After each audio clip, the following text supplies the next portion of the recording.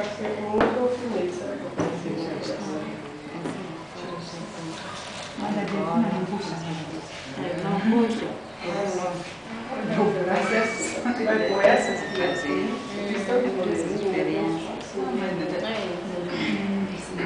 Não é assim, cuidado onde perder Cortar e fazer agora os dois. Aqui tem que cortar para mexer. Não, aí já é desse jeito. Aqui você vai fazer a argolinha. Pequeno, assim. Nos dois. Tá? Depois eu te dou o próprio. Isso aqui você vai ver. E aqui suporta esse lado. Corta, mais ponta, faz a argolinha e coloca ela. Não. Faz a argolinha nas duas Até aqui.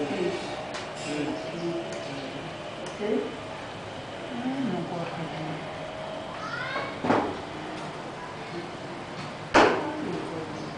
Não, mas você fez errado. Eu te falei que o que sobrava, o alfinete, você tinha que fazer o outro. Você estragou o alfinete, tá vendo? Ó.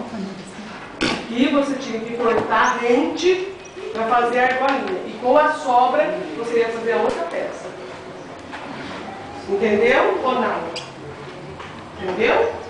Então eu vou te arrumar outro alfinete, mas presta atenção quando eu falar. Ó, você tem que cortar rente só o que você vai precisar para fazer um desses. E o que sobrar aqui você vai fazer para colocar aquela bolinha. Você lembra que você aprendeu semana passada? Você tem miséria?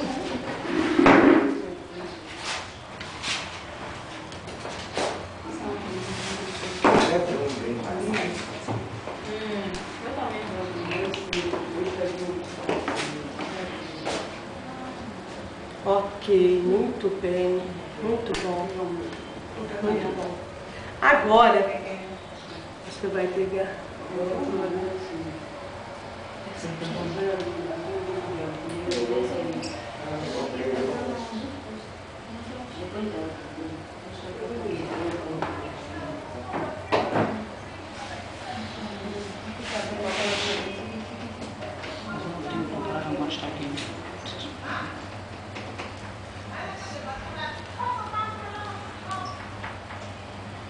Agora tudo que você vai fazer é de parzinho, porque tem que ter igual num brinco e no outro, né? Corta aqui e faz a argolinha. Ainda não é de preocupar.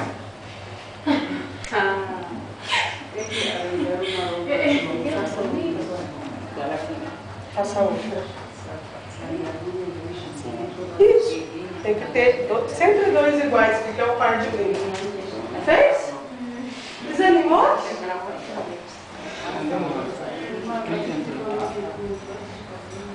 É porque você cortou errado o alfinete.